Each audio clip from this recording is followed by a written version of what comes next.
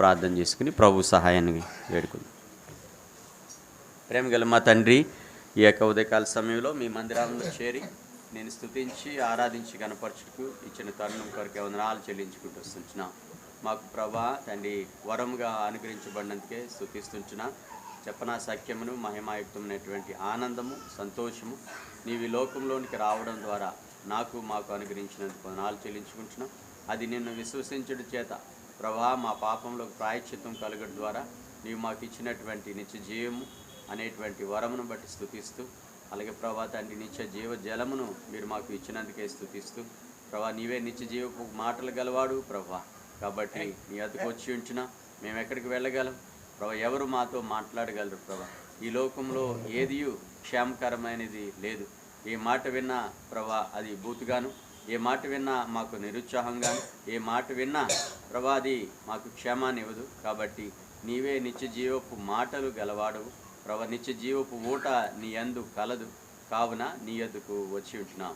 కాబట్టి మీరు మాతో మాట్లాడండి, నీ స్వరమును స్పష్టంగా మాకు వినిపింప చేయమని అడుగుతుంటూ వస్తుంది. నీ స్వరమును వచ్చి పాడుతూ వచ్చాం కాబట్టి ప్రభా తండ్రి నీ స్వరం ఎంతో బలం కలుగు ప్రభా. నీ స్వరం వినుట ద్వారా మా జీవములకు ప్రభా తండ్రి మరి అదెంతో ఉత్తేజాన్ని ప్రభా తండ్రి తాజాతనాన్ని కలుగజేస్తుంటున్నది.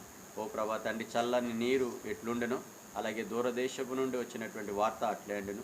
కాబట్టి ప్రభా నీ నుండి మాకు వాక్కు దయచేయండి, పైనుండి మాకు నీ సహాయమును పంపించమని అడుగు.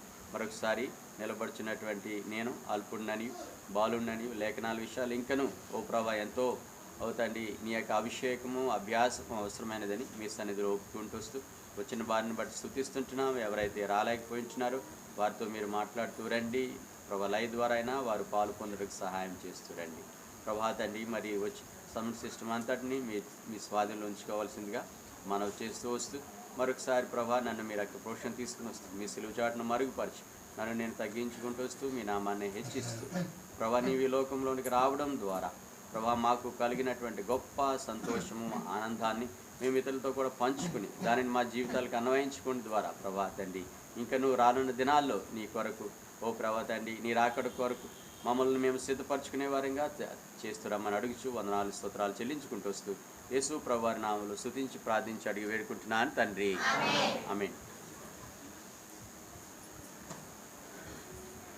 యేసుక్రీస్తు ప్రభువారు ఈ లోకంలో జన్మించుట మరి అదెంతో ఆశ్చర్యకరము. అందుకే మనం చదివినటువంటి భాగంలో యెషయా గ్రంథంలో ఆయనకి ఇవ్వబడినటువంటి నామములో మొట్టమొదటి నామం ఏంటి? యెషయా గ్రంథము 9వ అధ్యాయం 6వ వచనంలో ఏమనుంటుంది? ఆశ్చర్యకరుడు. కాబట్టి ఈ భూమి మీద ఆయన జన్మము చాలా ఆశ్చర్యకరము. ఎందుకనగా ఆయన ఆకాశము సింహాసనం ఏంటి కదండి, ఆకాశం ఆయనకి సింహాసనము, భూమి పాదపీఠము. మరి ఆ యొక్క అట్లాంటి మహాదేవుడు, మహాగణుడు, ఆది సంభూతుడు, అలాంటి వాడు ఎలా జన్మిస్తూ వచ్చాడు? చిన్న బాలుడు కదండి, తొట్టిలో ఈముడిపోతూ వచ్చి ఉంటున్నాడు. అందుకే ఆయన జన్మము ఆశ్చర్యము. ఆయన జన్మించినప్పుడు చూడండి ఏం జరుగుతూ వచ్చింది. ఆయన జన్మను గూర్చి కొద్దిసేపు మనము ధ్యానించుకుంటూ వస్తాం. చూడండి లూకాసు వార్త మరలా 2వ అధ్యాయానికి వచ్చేయాలి మనందరం. లూకాసు వార్త 2వ అధ్యాయము 18వ వచనము చూడండి.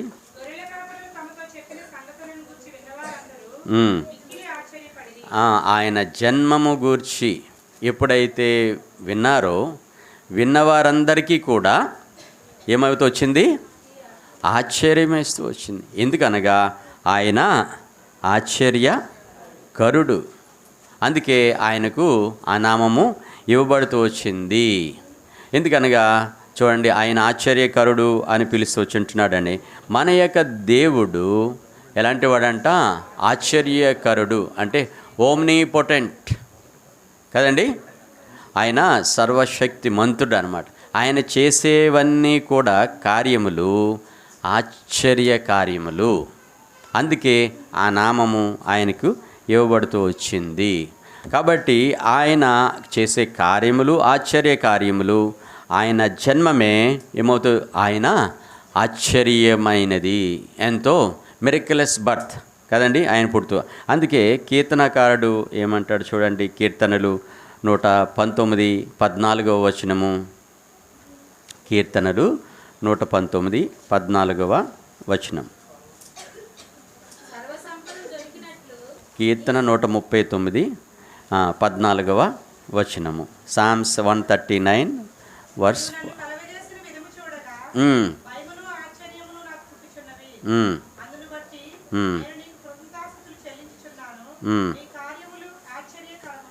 కాబట్టి ఆయన జన్మ కూడా ఆశ్చర్యకరమైనది. మన జన్మ కూడా, మానవుని జన్మ కూడా ఆశ్చర్యకరం. మానవుని యొక్క జన్మ చూడండి, ఈ రీతిగా ఎముకలన్నీ కూడా పుట్టినప్పుడు ఎలాగ ఉంటాయి, స్పాంజ్. తల్లి కడుపులో, తల్లి గర్భంలో అవన్నీ కూడా ఎన్ని మెలికలు తిరిగిపోతూ ఉంటాయి కదా. బిడ్డ తిరగబడ్డాడు అంటూ ఉంటాడు, జన్మించట అంటూ చెప్తూ ఉంటారు కదా. చూడండి, అలాంటి మానవుని జన్మ ఊహించడమే మన ఆశ్చర్యం, మన బుర్రకి అర్థం కాదు, మన యొక్క జ్ఞానమునకు మించినటువంటిది. అందుకే కీర్తనాకారుడు 139వ కీర్తన రాసినప్పుడు ఏమంటున్నాడంటే, నీవు నన్ను కలుగు చేసిన విధము చూడగా ఆశ్చర్యము, నీ కార్యములన్నీ ఆశ్చర్య కార్యములు. కాబట్టి యేసుక్రీస్తు ప్రభువారి యొక్క జన్మే ఆశ్చర్యకరమైనది. అందుకే ఆయనకు ఆ నామము ఇవ్వబడుతూ వచ్చినది. ప్రభు చేసే, ఎందుకనగా ఆయన ఆశ్చర్యకరుడు. ఆయన నా జీవితాల్లో చేసే కార్యములన్నీ కూడా ఆశ్చర్య కార్యములు. కాబట్టి అందుకే ఆయన ఈ భూమి మీద నిన్ను నన్ను పుట్టించి ఉంటున్నాడు. అందుకే ఆయన కూడా ఈ భూమి మీదకి నిన్ను నన్ను రక్షించుట కొరకు ఆయన ఈ భూమి మీదకి మానవ జన్మతో రావాల్సి వచ్చింది. కీర్తనలు 92, ఇంకా ముందుకు వెళ్దాం చూడండి అదే అంశం మీద. కీర్తనలు 92:5లో మనం చూసినప్పుడు ఏమనుంటుంది, యెహోవా ఎంత దొడ్డవి, నీ ఆలోచనలు అతి గంభీరములు. సో కాబట్టి దేవుని యొక్క జన్మే ఆశ్చర్యమైనది. అందుకే కాబట్టి చాలామంది ఆయనను నమ్మరు. ఏంటి, దేవుడై ఉండి పశువుల తొట్టిలో, లేకపోతే దేవుడై ఉండి ఆ రీతిగా గర్భమున పుట్టడం ఏమిటి, ఈ రీతిగా చాలామంది ఆయనను విశ్వసించరు. కాబట్టి అందుకే ఇంకను చాలామంది ఈ రోజుల్లో ఈ లోకంలో రక్షించబడిన వారు అధిక శాతం ఉంటున్నారు. కానీ ఆయన యొక్క జన్మే ఆశ్చర్యకరమైనటువంటిది. ఎవరైతే ఆయనను అంగీకరిస్తూ వస్తారో ఆయనను స్తుతించి ఆరాధిస్తూ వస్తుంటున్నారు. కాబట్టి దేవుడు చేసే కార్యములన్నీ కూడా నా జీవితాల్లో ఎన్నో ఆశ్చర్యకార్యాలు చేస్తూ వస్తుంటున్నాడు. సో కాబట్టి దేవుడు చేసే కార్యములు మన యొక్క మనసుకు గ్రహింపజాలనమైనటువంటివి. అందుకే కీర్తనలు 92:6లో ఏమంటాడు చూడండి, పశుప్రాయాలు వాటిని గ్రహింపరు. ఎవరైతే విశ్వాసంకు వెలుపుట ఉంటున్నారో ఈ లోకంలో ఉన్నటువంటి జ్ఞానులు కానీ, శ్రేష్ఠులైనటువంటి వారు, ధనవంతులు కానీ, వారందరికీ కూడా ఆయన జన్మము లేకపోతే హేళన చేస్తూ ఉంటారు, లేకపోతే అంగీకరించరు. కాబట్టి వారందరూ కూడా ఎలాంటి వారని పిలువబడుతుంటున్నారు, పశుప్రాయులు. నేనైతే గతంలో అలాంటి స్థితిలోనే ఉన్నవారము. అయితే దేవునికి స్తోత్రము, ఆయన మన కనులను తెలియజేస్తూ వచ్చి ఉంటున్నాడు. ఆయనను గుర్తించి ఉంటున్నాం. ఆయన ఆశ్చర్యకరుడైనటువంటి దేవుడు. ఆయన నిన్ను నన్ను సృజించినటువంటి సృష్టికర్త, సర్వశక్తుడైనటువంటి దేవుడని చెప్పి మన గ్రహించినట్లుగా దేవుడు మన హృదయములను తెరిచి ఉంటున్నాడు. కాబట్టి ఆ గొర్రెల కాపర్ల యొక్క హృదయములు దేవుడు తెరిచి ఉంటున్నాడు. కాబట్టి వారు ఏం చేస్తూ వచ్చుంటున్నారంటే ఆయన గుర్తించి ఉంటున్నారు.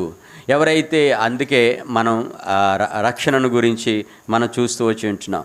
సో కాబట్టి ఆయన ఆశ్చర్యకరుడిగా, ఆలోచనకర్తగా, అద్భుతకరుడైనటువంటి దేవుడిగా ఈ భూమి మీద పుట్టింది. ఎందుకంటే నీకు నాకు కూడా ఆయన ఆ రక్షణను అనుభవించడానికే. అందుకే చూడండి అదే అధ్యాయంలో ఆయన జన్మం సమయంలో గొర్రెల కాపర్లు ఆశ్చర్యపడుతూ వచ్చారు ఆయన జన్మమును బట్టి. రెండవదిగా 3వ వ్యక్తిని చూస్తాం, ఎవరెవరు ఆయన జన్మాన్ని గుర్తిస్తూ ఏం చేస్తూ వచ్చారు. 29 నుండి 32వ వచనం వరకు.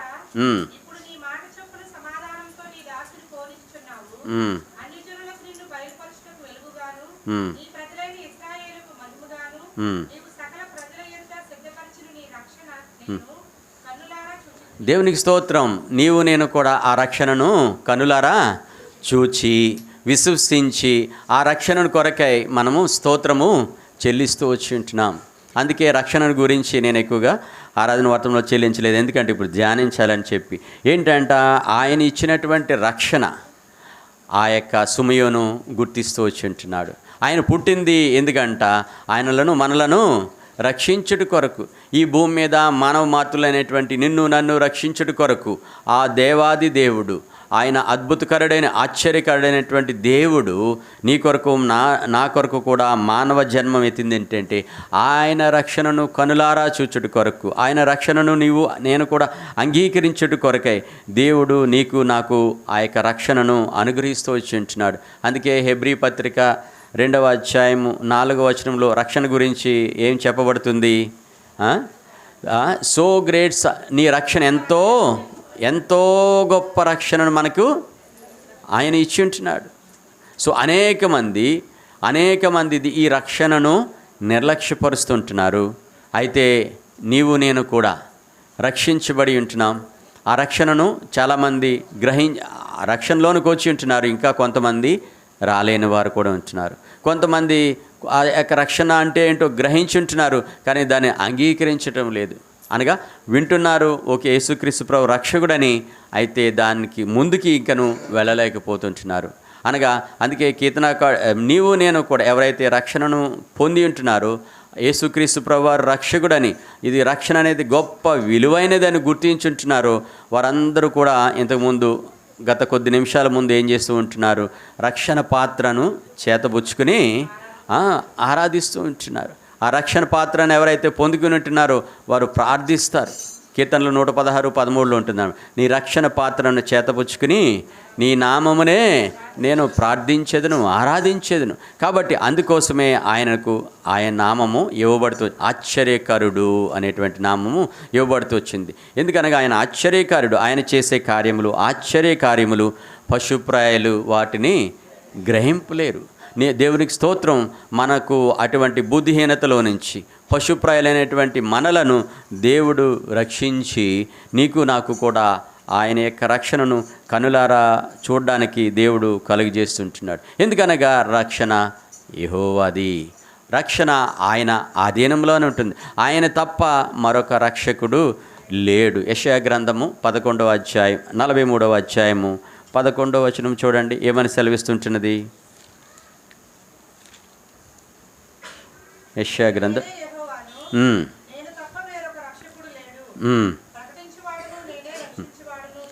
సో కాబట్టి అందుకే ఆయన ఆశ్చర్యకారుడైనటువంటి పేరు ఆయనకు తగినది. ఆయన నిన్ను నన్ను కూడా ఆయన రక్షించే దేవుడు. అందుకే యోధా పత్రికలో గత వారంలో చూస్తూ వచ్చి ఉంటున్నాం, కొందరును అగ్నిలో నుండి లాగినట్లుగా లాగి రక్షించుడని ఉంటుంది. సో కాబట్టి నీవు నేను కూడా ఆయన ద్వారానే రక్షించబడుతూ వచ్చుంటున్నాం. ఆయన తప్ప అనగా ఎవరు? యేసు క్రీస్తు. మరి యేసు తప్ప వేరే రక్షకుడు లేనే లేడు. నీకు రక్షణ అవసరము, ప్రతి వారికి అవసరము, ప్రతి మానవాళికి అవసరమైంటున్నది. కాబట్టి ఆయనే రక్షకుడు, ఆయన తప్ప వేరొక రక్షకుడు లేదు. ఈ మాటలు వింటున్న ఎవరైనా కానీ ఇంకా పర్వాలేదురే నాకున్నాడు రక్షకుడు కదండి. కాబట్టి నిన్ను నన్ను కూడా ఏ మనుష్యుడు రక్షించలేడు. నీవు అనుకోవచ్చు వేరే నాకున్నాడులే, నేను నమ్మేదే నా రక్షకుడు అంటే, యేసుక్రీస్తు ప్రభు అందరికీ ప్రభువు. ఆయన కేవలము ఒక తెగవారికి రక్షకుడు కాదు, ఆయన అందరికీ రక్షకుడు. యేసుక్రీస్తు ప్రభువు అందరికీ ప్రభువు. యేసుక్రీస్తు అందరికీ ప్రభువు అటు యేసుక్రీస్తు అందరికీ రక్షకుడు.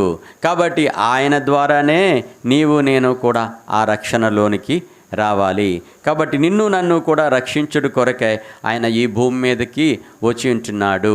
ఆయనకు మించినటువంటి రక్షకుడు, ఆయన తప్ప వేరొక దేవుడు లేడు.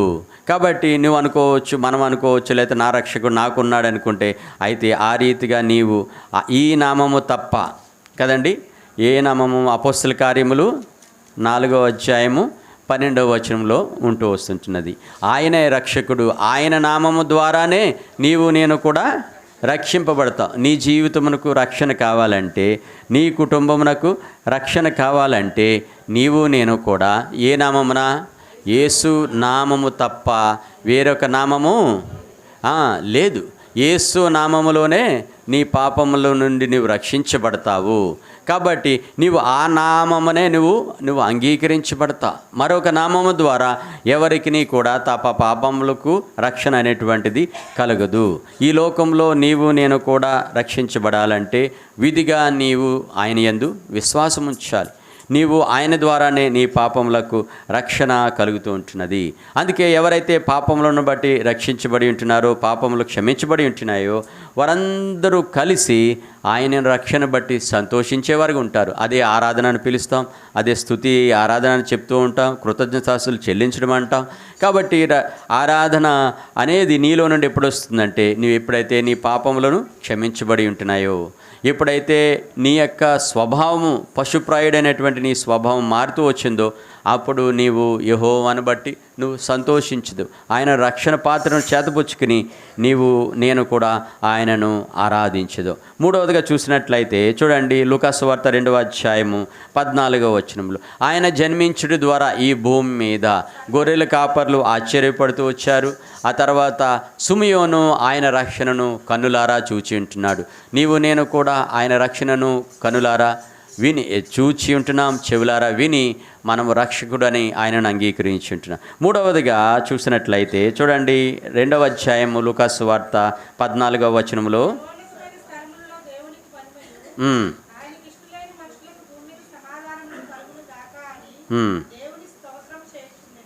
సో కాబట్టి మూడవదిగా మనం ఇక్కడ చూసినట్లయితే ఆ యేసుక్రీస్తు ప్రభువారు ఈ భూమి మీద ఆయన జన్మించింది ఎందుకంటే నీకు నాకు కూడా సమాధానము కలుగు చేయుట కొరకై.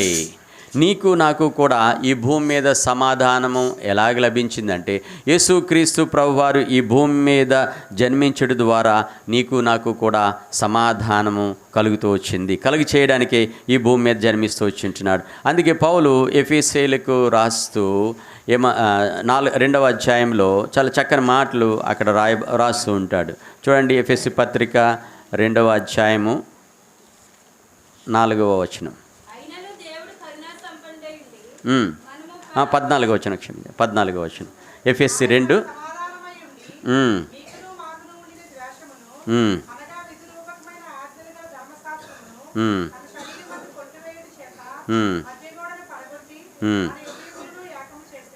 అదే రక్షణ అనుభవం. ఆ తర్వాత ఈ రక్షించబడిన తర్వాత నా జీవితములకు లేకపోతే నా జీవితంలో, నీ కుటుంబములో, నీ యొక్క ఉద్యోగములో, నీ సంఘములో ఆయన నీకు నాకు ఏం కలుగు చేసి వచ్చి ఉంటున్నాడంట? సమాధానము కలుగు చేసి ఉంటున్నాడు.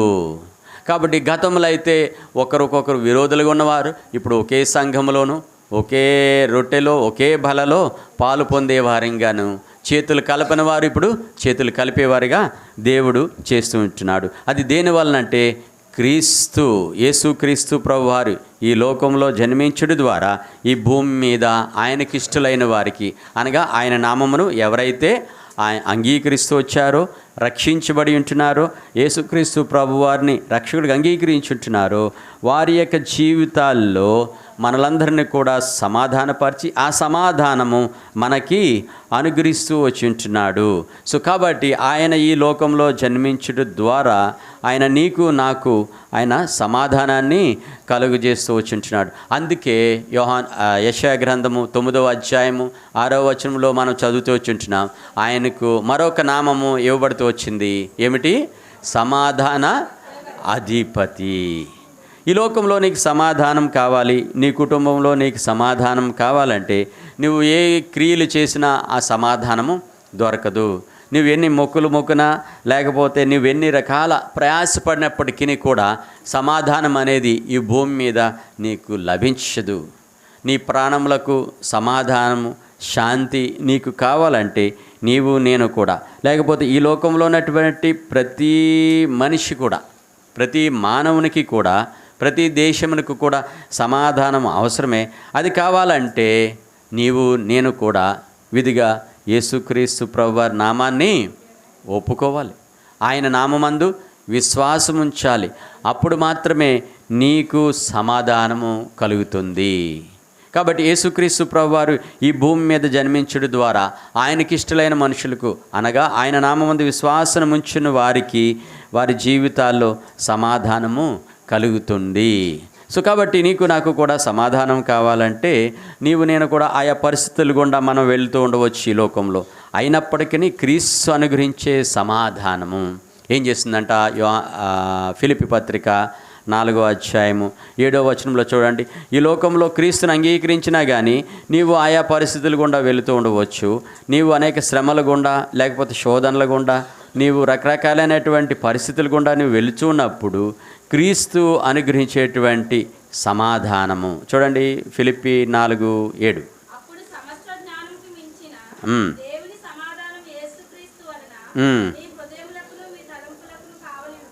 మరి ఏది కూడా నీ జీవితంలో పరిస్థితులను చక్కపరచలేదు. నిన్ను శాంతికరంగా నీకు చక్కటి జీవితాన్ని, రమ్యమైన జీవితాన్ని మనకు అనుగ్రహించేది క్రీస్తు అనుగ్రహించు సమాధానము. అందుకే అంటూ ఉంటారు, మనసులో నెమ్మది లేదు, హృదయంలో గడబడి ఉంది కదండి. లేకపోతే హృదయము నీ గుండె ఎక్కువగా కొట్టుకుంటూ ఉంది, ఇప్పుడు సమాధానం లేనప్పుడు అంటూ ఉంటారు కదా. సో కాబట్టి నా జీవితాల్లో అనుదినము కూడా, రాత్రింబగళ్ళు కూడా నీకు నాకు కూడా ఆయన అనుగ్రహించేటువంటి సమాధానము, క్రీస్తు అనుగ్రహించు సమాధానము ఏం చేస్తుందంటండి? నిన్ను నన్ను కూడా అది కావలిగా ఉంటుందంట. ఇది నా జ్ఞానమునకు అగోచరమైనది, మనం గ్రహించలేకపోవచ్చు. మనము పశుప్రాయులైనటువంటి హృదయం, లేకపోతే మన హృదయము అంతంత మాత్రమే గ్రహించగలదు. కానీ దేవుని యొక్క సమాధానం ఎప్పుడైతే యేసుక్రీస్తు ప్రభువారు నీ హృదయములు ఉన్నారో, ఆయన యొక్క సమాధానము నీ హృదయాన్ని, నీ తలంపులను కూడా, నీ జీవితాన్ని, నీ ఉద్యోగంలో కానీ, లేకపోతే నీ ఇంటిలో కానీ, నీ కుటుంబంలో కానీ, నీవు చేస్తున్నటువంటి ప్రతి పనిలో కూడా నీకు సమాధానాన్ని ఇవ్వగలదు. కాబట్టి క్రీస్తు అనుగ్రహించు సమాధానము అదెంతో గొప్పది. సో కాబట్టి క్రీస్తు అనుగ్రహించేటువంటి సమాధానము నిన్ను నన్ను కూడా ఏం చేస్తూ వస్తుంది? చూడండి, యెషయా గ్రంథం 32వ అధ్యాయము 17వ వచనం. యెషయా గ్రంథం 32:17. సో కాబట్టి ఈ యొక్క సమాధానము నేనేం చేస్తుంది? నిబ్బరముగా ఉంచుతుంది, నిన్ను అధైర్యపడకుండా చేస్తుంది. సో కాబట్టి నువ్వు ఎప్పుడైతే అధైర్యపడిపోతావో, సమాధానం లేని సమయంలో నీ హృదయము ఏమవుతుందంటే అధైర్యపడుతూ వస్తుంది, నిరుత్సాహం వస్తుంది, నిన్నెంతో న్యూన్యతకు గురి చేస్తుంటుంది. అంటే లోన్లీనెస్ నీలోనికి వచ్చేసిందంటే అది నిన్ను అనర్థాలకు దారితీస్తూ ఉంటున్నది. అనేక మంది ఈ లోకంలో ఆత్మహత్యలు గావించబడుతుంటున్నాయంటే కారణం ఏంటంటే వారి జీవితాల్లో సమాధానము లేకనే కదా. కాబట్టి నీకు నాకు కూడా దేవుడు అనుగ్రహించు సమాధానము మన తలంపులను అది కాస్తూ ఉంటుంది కదండి. ఒక వ్యక్తి చెన్నై నుంచి దుబాయ్ వచ్చి ఉంటున్నాడు. సో కాబట్టి వారి కుటుంబంలో అశాంతి వచ్చింది. తల్లిదండ్రులు చనిపోయారని, తర్వాత భార్యతో అసమాధానంతో, ఒక పక్క తల్లిదండ్రులు కోల్పోయి ఉంటున్నాడు, భార్యతో ఇబ్బందులు ఇపుకులు వచ్చి ఏం చేస్తుంటున్నాడంటే బిల్డింగ్ 20 అంతస్తులు ఉంటుంది, అక్కడ ఉరి పెట్టుకుని ఆత్మహత్య చేసుకున్నాడు. దేవునికి స్తోత్రం. అదే నేను ఆ ప్రాజెక్ట్కి ఇన్ఛార్జిగా ఉన్నాను. వెంటనే చూసి తాడు కట్ చేశారు. కాబట్టి ఇదంతా వాసిపోయింది. నేను దించి ఇంటర్వ్యూ చేయాల్సి వచ్చింది. బాబు ఎందుకు నువ్వు ఈ పనికి ఒడిగట్టావు అంటే సమాధానం లేక, రాత్రింబగళ్ళు నన్ను ఇవే ఆలోచనలు తొలుస్తుంటున్నాయి.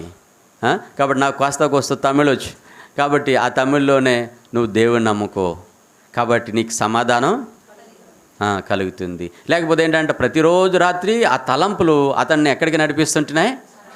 చచ్చిపో, అసమాధానానికి గురి చేయడం ద్వారా.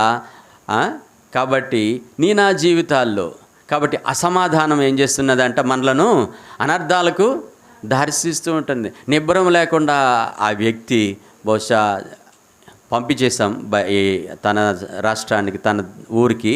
కాబట్టి లేకపోతే చచ్చిపోయేవాడే కదా.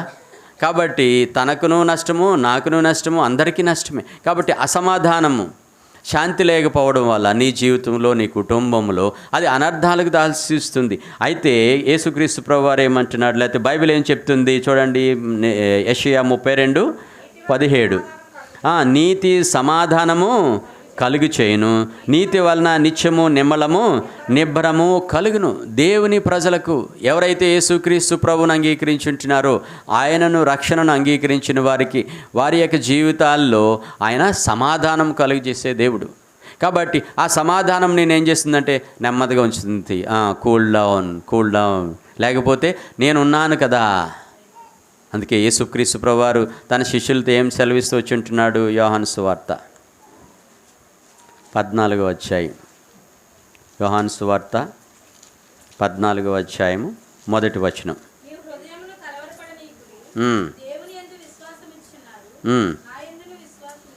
కాబట్టి మన యొక్క జీవితాల్లో అనేక కలవరాలు ఉంటాయి. ఆర్థిక సంబంధమైన ఉండొచ్చు, కుటుంబ సంబంధమైనటువంటి కలహములు, లేకపోతే పొరుగువారి నుంచి వచ్చే కలహాలు, లేకపోతే అనేక రకమైనటువంటి కలహాలు, లేకపోతే నిరాశలు, ఉద్యోగం లేదనో, లేకపోతే చదువులో ఫెయిల్ అయిపోవడమనో, లేకపోతే రకరకాలు తల్లిదండ్రుల వలనో, లేకపోతే బిడ్డల వలన నీ జీవితంలో నిరాశపడి నీకు నిమ్మలం లేకుండా, నిబ్బరం లేకుండా చేసివేయవచ్చు. అయితే దేవుని యందు విశ్వాసం ఉంచినట్లయితే దేవుడు ఏమంటున్నాడు, మీ హృదయమును కలవరపడనీయకుడి, ఎందుకనగా నేనిచ్చు సమాధానం. ఆ తర్వాత 27వ వచనంలో ప్రభు ఏమంటున్నాడు, 14:27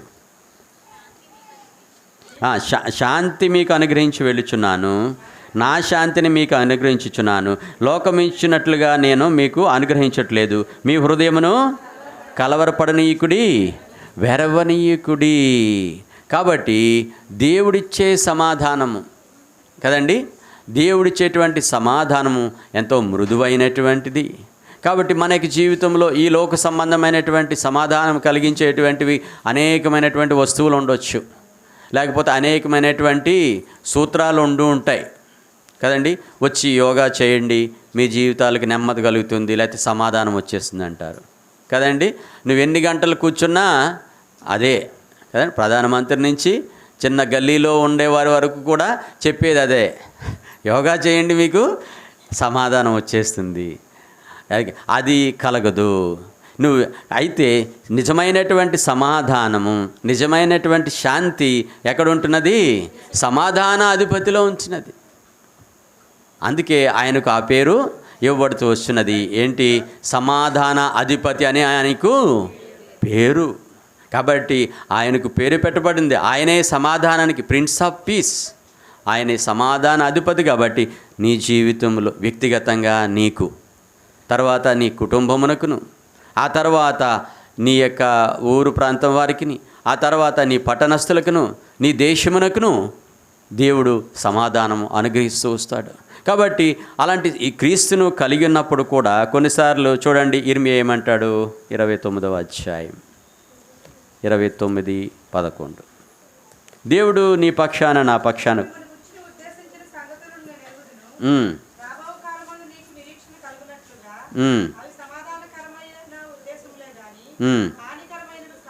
కాబట్టి సమాధానాధిపతి నీ జీవితంలో ఉన్నట్లయితే కొన్నిసార్లు నీకు గలిబిలి, లేకపోతే కొన్నిసార్లు నీకు అసహ్యమైనటువంటి పరిస్థితులు కలిగి ద్వారా నువ్వు వెళ్ళవచ్చు.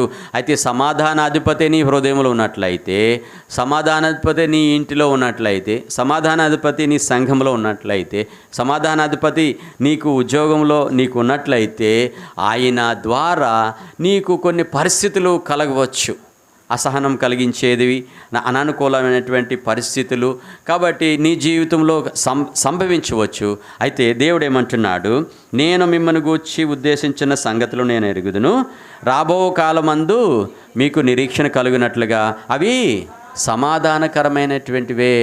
కాబట్టి మనం చాలాసార్లు కలిగినటువంటి చుట్టూ ఉన్న పరిస్థితులను బట్టి మనం నిరుత్సాహపడిపోయి, లేకపోతే ఇవి ఎందుకు నాకు సంభవించినాయి, నేనేం తప్పు చేశాను, లేకపోతే నేనేం పాపం చేశానని మనం కృంగిపోకుండా వాటి యందు మనం నిలకడగా స్థిరంగా ఉన్నట్లయితే దేవుడు వాటిని సమాధానకరంగా నీకు మలుస్తాడు.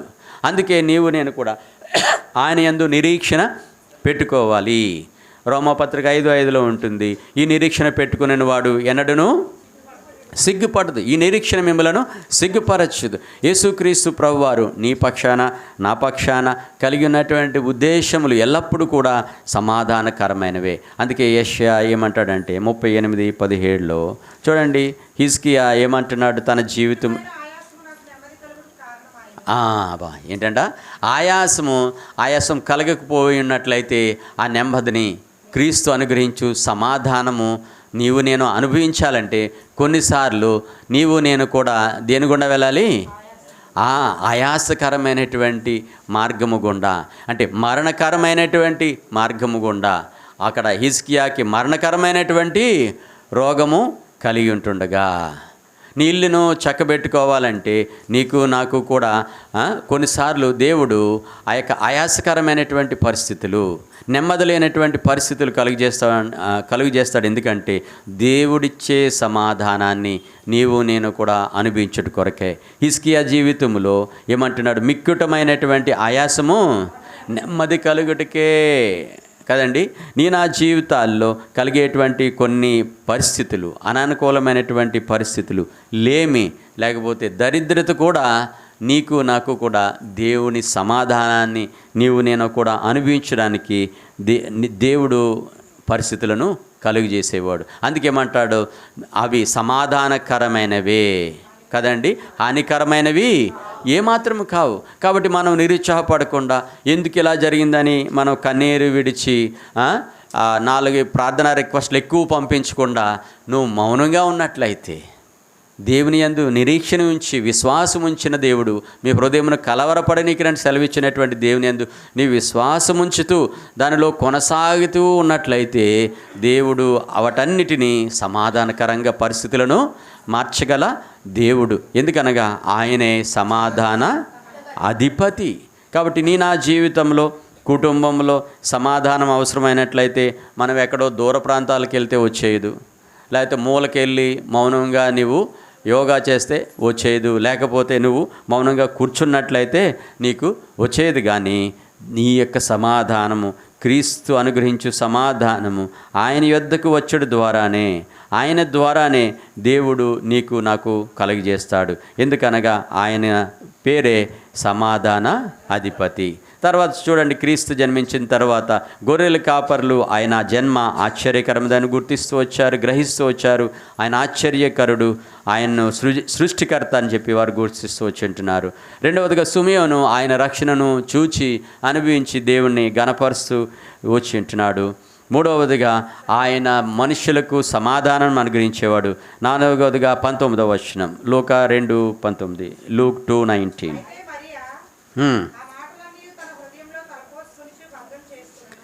మరియా ఆ మాటలనియు తలపోసుకుంటూ వచ్చింది, భద్రం చేసుకుంటూ వచ్చింది. దేవుడు నా జీవితంలో అనుగ్రహించినటువంటి ప్రతిదానిని బట్టి మనం సంతోషించాలి, భద్రం చేసుకోవాలి.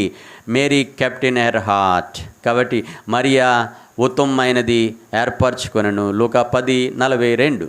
మరియా ఉత్తమమైనది ఏర్పరచుకొనెను, అది ఆమె యొద్ద నుండి తీసివేయబడదు. దేవుడు నాకు నీకు అనుగ్రహించినవన్నీ కూడా పర సంబంధమైనవి, భూ సంబంధమని ఏదైనా సరే మనం భద్రం చేసుకోవాలి, వాటిని కాపాడుకుంటూ రావాలి. వాటిని బట్టి కీర్తనలు 37:4 ఏమంటుంది అక్కడ? యెహోవాని బట్టి సంతోషించుము, ఆయన నీ హృదయవాంఛలను తీర్చును. దేవుడు నీకు ఏదైనా చేయాలని నువ్వు అనుకున్నట్లయితే మొట్టమొదటిగా నువ్వు దేవుణ్ణి స్తుతించాలి, దేవుని బట్టి సంతోషించాలి.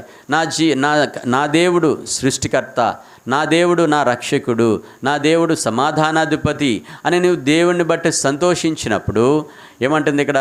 యెహోవాను బట్టి సంతోషించుము, నీ హృదయవాంఛలను తీర్చును. ఎవరికైనా మీ ప్రేయర్ రిక్వెస్ట్ గ్రాంట్ కాలేదంటే, దేవుడు అనుగ్రహించలేదంటే దాని అర్థం ఏంటి? మీరు దేవుని బట్టి సంతోషించడం లేదు. ఆ దేవుడు నాకు ఇది చేయడం లేదని దుఃఖపడుతూ ఉన్నట్లయితే దేవుడు మీకు అది చేయుడు. అయితే మరియా ఆ రక్షకుణ్ణి నా ద్వారా జన్మింపచేసి ఉంటున్నావు. ఎంత గొప్ప భాగ్యం ఇది, ఎంత గొప్ప ఆనందం ఇది. అవా అందుకే మొదటి అధ్యాయంలో కూడా ఉంటుంది కంట, నా రక్షకుని ఆయన స్తుతిస్తుంటున్నది. ఆ రక్షకుని గురించి ఆమె నీవు నేను కూడా యెహోవాను బట్టి సంతోషించినట్లయితే ఆయన నీ హృదయవాంఛలను తీర్చును. కీర్తనలు 25వ వచనం. కీర్తనలు 25వ వచనం.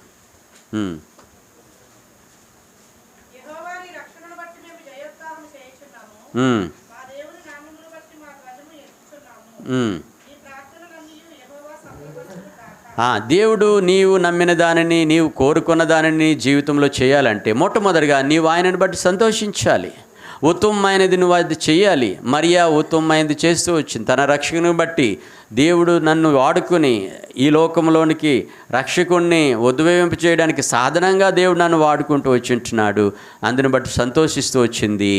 నీవు నేను కూడా దేవుడు ఏదైనా దేవుడు చేయాలనుకుంటే నీ ద్వారా దేవుడిని నువ్వు స్తుతించి ఆయనను హెచ్చించాలి. అందుకే 4వ వచనంలో ఉంటుంది, కీర్తన 24, నీ కోరికను సిద్ధింపచేసి నీ ఆలోచన యావత్తును సఫలపరచునుగాక. He will grant the all your heart desires. నీ యొక్క జీవితంలో నీకు ఏది కావాలనుకున్నా యెహోవాను బట్టి నీవు సంతోషించాలి. దేవుని బట్టి నువ్వు గణపరచాలి. నువ్వు ఆ రీతిగా వచ్చినప్పుడు దేవుడు నీ ప్రతి అవసరతను ఆయన తీర్చే దేవుడు అంటున్నాడు. కాబట్టి అప్పుడు దేవుడు నిన్ను ఉత్సాహించేవాడుగా చేయాలి.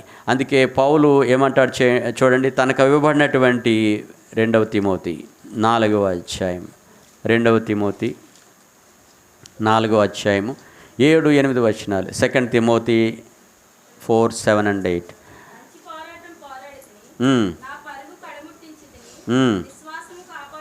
చూడండి, పౌలుకి ఇవ్వబడినటువంటి పందెపు రంగంలో విశ్వాసాన్ని ఏం చేస్తూ వచ్చాడు? కాపాడుతూ వచ్చాడు. నీవు నేను కూడా మనకి ఇవ్వబడినటువంటి విశ్వాసమును, మనకి ఇవ్వబడినటువంటి ఈ యొక్క పందెపు పరుగులో నీవు నేను కూడా కాపాడుకుంటూ రావాలి. దినాలు బహు భయంకరమైనవి కదండి. దేవుడు నీకు నాకు అనుగ్రహించినటువంటి రక్షణను నీవు నేను కూడా కాపాడుకోవాలి, భద్రం చేసుకోవాలి. మరియా తనకిచ్చినటువంటి సమయాన్ని, దేవుడు తనకిచ్చినటువంటి తరుణమును ఆమె కాపాడుకుంటూ వచ్చింది. చాలా పవిత్రంగా జీవించి రక్షకుడిని ఈ లోకంలోనికి తీసుకుని వచ్చి రక్షకుడిని మనందరికీ కూడా తను ఛానల్గా మారుతూ వచ్చింది, సాధనంగా దేవుడు ఉపయోగించుకుంటూ వచ్చింటున్నాడు. దేవుడు నిన్ను నన్ను కూడా రక్షించింది. ఎందుకంటే మన విశ్వాసం ద్వారా ఇతరులను అట్టి విశ్వాసంలోనికి నడిపించు. దినాలు బహు భయంకరమైనవి. అందుకే మత్తయి సువార్త 24:10 వచనంలో చూసినట్లయితే చూడండి, మత్తయి సువార్త 20 లేదు 12, 24:12.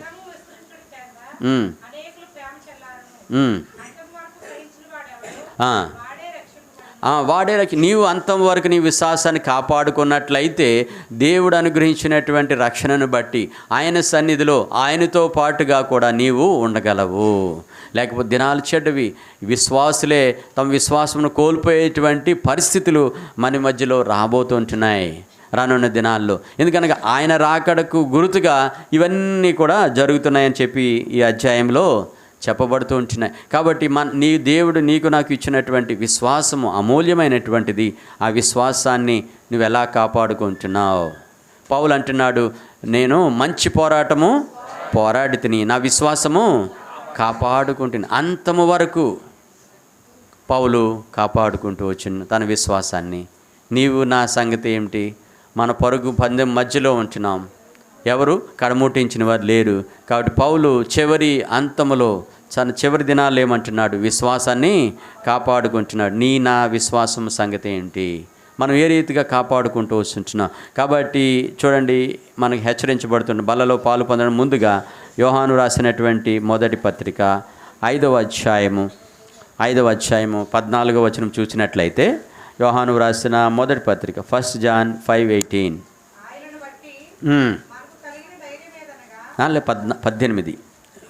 18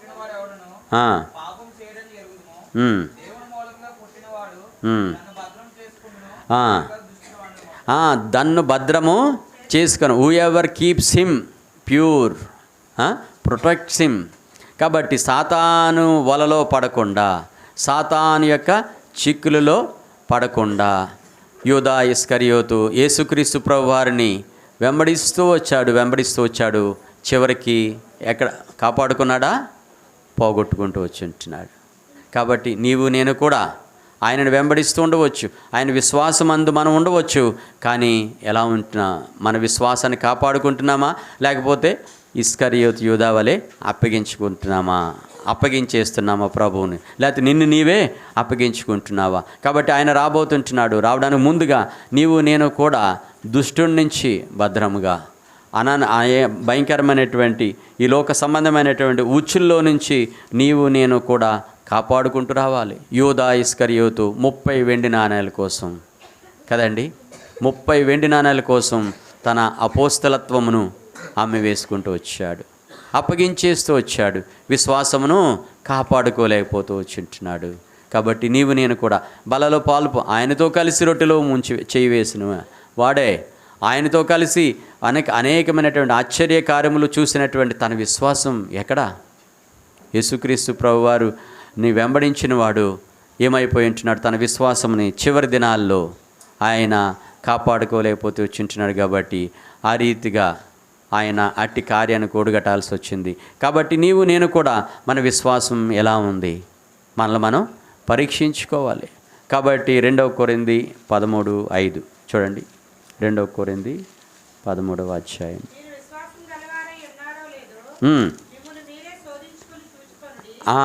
చాలమ్మా. ఏంటండా మీరు విశ్వాసము గలవారైనారు లేరు, విశ్వాసఘాతుకులా పరీక్షించుకోవాలి కదండి. యూదా విశ్వాసఘాతుకుడైపోయి ఉంటున్నాడు. కాబట్టి చివరి అంతము ఎలా ఉంది? తను భయంకరమైనటువంటి మరి మరణమునకు ఆత్మహత్య గురితవచ్చు వచ్చిన సమాధానాన్ని కోల్పోతూ సమాధాన అధిపతిని వెంబడిస్తూ తను చివరికి విశ్వాసాన్నే కోల్పోయి ఉంటున్నాడు. అయితే పౌలు ఏమంటున్నాడు? మంచి పోరాటము పోరాడి తిని విశ్వాసము కాపాడుకుంటుని. అందుకే మీరు విశ్వాసము గలవారై ఉన్నారో లేరో మిమ్మల్ని మీరే పరీక్షించుకునండి. మరి ఎవరు పెద్దలు పరీక్షించరు, దైవజనులు పరీక్షించరు, వాక్యం చెప్పేవారు మిమ్మల్ని పరీక్షించరు, లేకపోతే ఎవరు మీకు టీచర్స్ లేరు కదండి. బల్ల దగ్గర ఎవరు మిమ్మల్ని పరీక్ష, లేకపోతే మీ పక్కవారు మిమ్మల్ని అంతా బాగానే ఉందలే పాస్ అయిపోయావని చెప్పరు. మిమ్మల్ని మీరే పరీక్షించుకోవాలి విశ్వాసము. అందుకే మన మనస్సాక్షి మనలను పరీక్షిస్తుంది, చెప్తుంది. పరిశుద్ధాత్మ దేవుడు నీకు చెప్తాడు నీ విశ్వాసము ఎలా ఉంది, 30%, 60%, లేకపోతే 100%. కాబట్టి యూదా తప్పిపోతూ వచ్చి ఉంటున్నాడు. కాబట్టి నీవు నేను కూడా చాలా జాగ్రత్తగా ఉండాలి. అందుకే ప్రకటన గ్రంథం 16వ అధ్యాయము 16వ వచనం. ప్రకటన 16:16.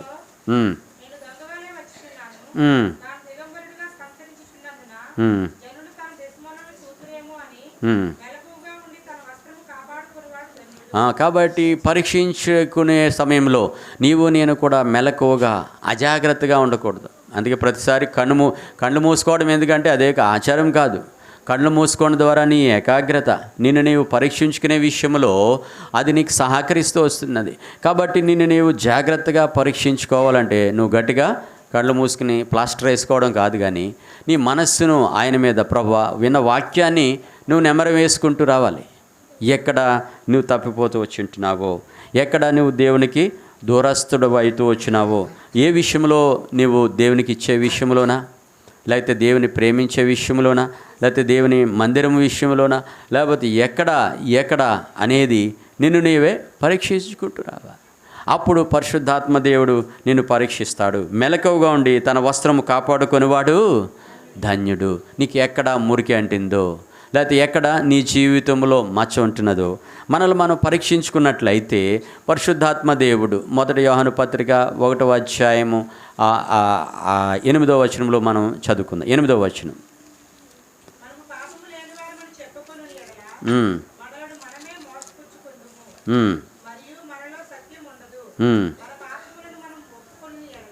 మన పాపములను మనం ఒప్పుకొని ఎడ్ల నమ్మదగిన వాడును నీతిమంతుడు గనక క్షమించి. కాబట్టి బల్ల దగ్గరికి వచ్చే సమయంలో నిన్ను ఎవరు పరీక్షించరు, నిన్ను నీవే పరీక్షించుకోవాలి. యథార్థముగా హృదయపూర్వకంగా ప్రభువా నేను తప్పిపోయినానని నువ్వు ఆయన అడిగినట్లయితే, ఎటువంటి దోషము నీలో ఉన్నదో, ఎటువంటి అవిధేయత నీలో ఉన్నదో, ఎక్కడ నీ జీవితంలో సమాధానం కోల్పోయించినావో, ఏది సమాధానం కోల్పోవడానికి కారణాలు అని నిన్ను నీవు పరీక్షించుకుని సమతూకంతో అప్పుడు దేవుడు తిరిగి మరలా ఆయన నమ్మదగిన దేవుడు. నువ్వెక్కడ ఏ విషయంలో విశ్వాసఘాతకంగా ఆయనకు వెన్ను చూపించి ఉంటున్నావో, వెనక తిరిగి ఉంటున్నావో, లేకపోతే దేవునికి నీ విరోధంగా నువ్వు ప్రవర్తించినటువంటి సందర్భాలు నీ జీవితంలో ఉండొచ్చు. కాబట్టి వాటన్నిటినీ మనం ఒకదాని తర్వాత ఒకదాని వెంబడి ఒకటి మనం పరీక్షించుకుంటూ రావాలి. కాబట్టి ఈ సంవత్సరంలో 31వ తేదీ రాత్రి అన్నీ ఒప్పుకుందాములే అనుకుంటే సరిపోదు కదండి. అప్పుడు అసలే సమయము సరిపోదు, నిద్రమత్తులో ఉంటాం, అటు ఇటు జోగుతూ ఉండవచ్చు. కాబట్టి అందుకే ఈ సమయాన్ని, ఈ సందర్భాన్ని మనము ఉపయోగించుకుని ప్రత్యేకమైనటువంటి రీతిలో దేవుని యొక్క సన్నిధిలో మనల్ని మనం తగ్గించుకుని మనల్ని మనం ప్రభు సన్నిధిలో మనం ఏం చేయాలంట? హెబ్రీ పత్రిక 10వ అధ్యాయం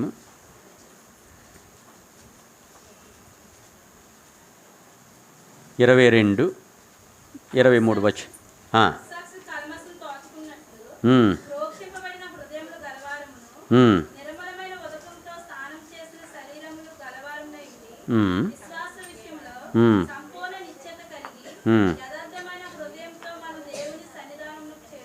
చాలా. సో కాబట్టి విశ్వాస విషయంలో నువ్వు ఎక్కడ తప్పిపోయి ఉంటున్నావో, నువ్వు యథార్థమైనటువంటి హృదయంతో ప్రభువు సన్నిధికి వచ్చినట్లయితే ప్రభు నిన్ను క్షమించి సమస్త దుర్నీతి నుండి తప్పిస్తాడు, విడుదల చేస్తాడు, కడిగి వేస్తాడు. కాబట్టి నీవు నేను కూడా నిర్మలమైనటువంటి మనసాక్షి కలమలతో ప్రోక్షించబడినటువంటి హృదయంలో క్రీస్తు యొక్క రక్తము నిన్ను నన్ను కూడా ఏం చేస్తుందంట?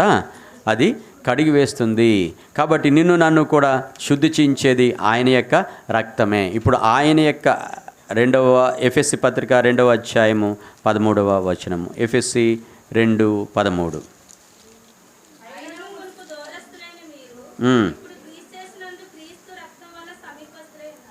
సో కాబట్టి క్రీస్తు యొక్క రక్తము ఏ విషయంలో అయితే తప్పిపోయించినావో, ఏ విషయంలో అయితే క్రీస్తును అప్పగించి ఉంటున్నావో, లేకపోతే ఏ విషయంలో అయితే నీ విశ్వాసాన్ని కాపాడలేకపోయి ప్రభు నామానికి అవమానం తెచ్చి ఉంటున్నావో, ఆ యొక్క అవమానమును, ఆ యొక్క అయోగ్యతను, అవిధేయతను క్రీస్తు యొక్క రక్తము, ఆయన యొక్క రక్తము నిన్ను నన్ను కడిగివేస్తుంది.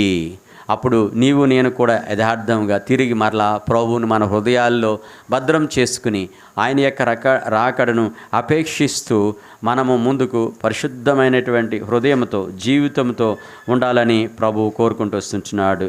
2 కొరింథీ 7వ అధ్యాయం 1 పౌలు కూడా విశ్వాసులకు ఈ రీతిగా హెచ్చరిస్తూ వస్తుంటున్నాడు.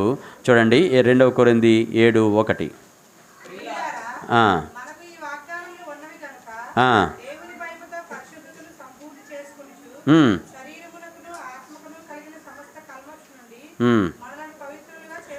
సో బాల దగ్గరికి వచ్చినప్పుడు నిర్మలమైనటువంటి మనస్సాక్షితో నువ్వు రావాలి కదండి.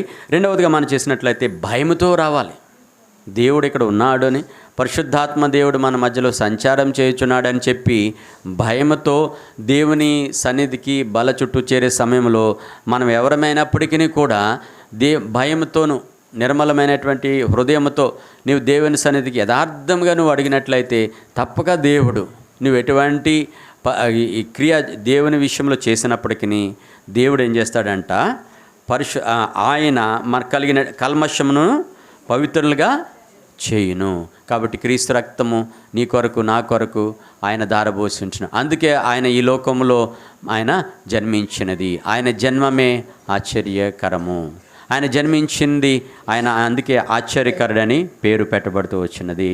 రెండవదిగా మనం చూస్తూ వచ్చింటున్నాం, ఆయన రక్షణ మనకు అనుగ్రహించుట కొరకు, ఆయన రక్షణను కనులారా చూచుటకు దేవుడు నీకు నాకు దయచేసిన ఎక్కువ విలువైనటువంటి రక్షణను ఆయన మనకు అనుగ్రహిస్తూ వచ్చింటున్నాడు. మూడవదిగా ఆయన యొక్క సమాధానము నీ నా జీవితములకు కావలగా నిలిచి నిన్ను నన్ను కాపాడుతూ వచ్చింది. నాలుగవదిగా విశ్వాసం అనే హృదయమును మనం భద్రంగా కాపాడుకుంటూ రావాలి. నీ హృదయం ఎలా ఉంది ప్రభు పట్ల? మనల్ని మనం పరీక్షించుకుందాం. బల చుట్టే సమయంలో ఆ యొక్క భయంతో, వణుకుతోనూ, మనల్ని మనం ఆయన యొక్క రక్తం ద్వారా కడిగి వేసుకుని యోగ్యమైన రీతిలో బలలో పాలు పొందుదాం. దేవుడు ఈ మాటలను దీవించును గాక.